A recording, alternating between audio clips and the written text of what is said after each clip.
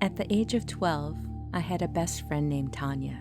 During the time I knew Tanya, we went through many a strange experience. But here's one I will say I remember the most. Tanya and her family ended up moving in with her mom's boyfriend into his 3-story house in the heart of our small town. Her boyfriend, Roger, lived by himself, so that made room for Tanya, her little sister, and her mom. When Tanya first moved into the house, she would make remarks to me all the time like, something is weird about this house. I can't put my finger on it, but it's there. Tanya's mom and her boyfriend worked the night shift at a local factory, so that left Tanya to babysit her younger sister. During the day, Tanya and I would either talk for hours on the phone or I would be there. After about a month of living there, Tanya said, "When I watch my sister during the day and I let her go outside, I can hear things in the attic. It's like someone is walking around or moving something, and when I go up there, no one's there and nothing has been moved." Tanya was not one to lie, so from then on we began to observe the house. She was right.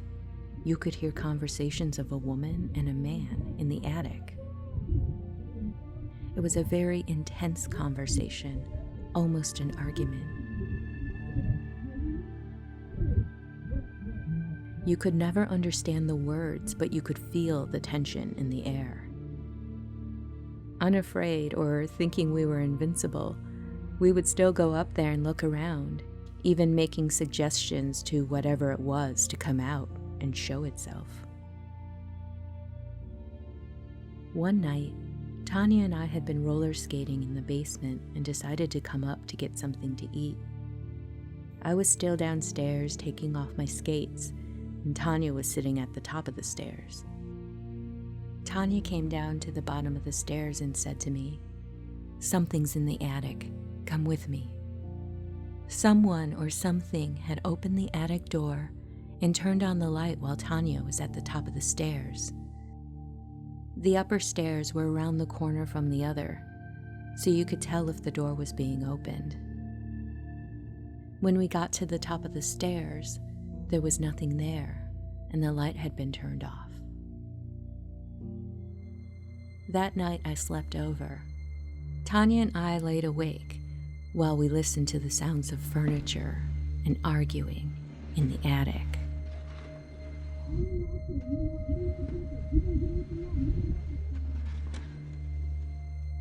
Almost a week later, Tanya's little sister woke up in the middle of the night screaming about a nightmare she just had.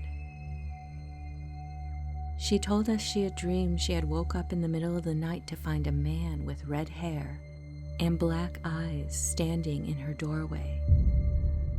He told her that his name was Gabe, and he was going to take all her toys away and harm her mother. We had never mentioned our concerns about the house, the attic, the basement, or the man, because we knew that if we did, we'd be in deep trouble with Tanya's mom.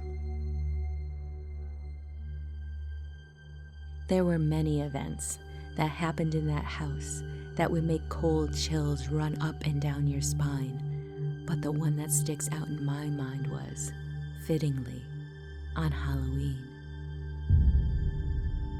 Tanya and I got dressed up in our costumes and prepared the house with candles while her parents took her little sister out trick-or-treating. My sister had come over so we could go to the local haunted house. My sister was in the bathroom putting on makeup, and Tanya and I decided to walk to the nearest houses to get some candy. Right before we left, we made it a point to go upstairs to the attic to tease the unknown once again. I was in a boastful mood, Halloween being my favorite holiday and all, so my words were along the lines of, "All right, it's Halloween. It's your time to show yourself. We're not afraid of you." Laughing and scared, we ran downstairs and left to go trick-or-treating. Tanya and I were walking back to the house when my older sister came running out of the house, crying hysterically.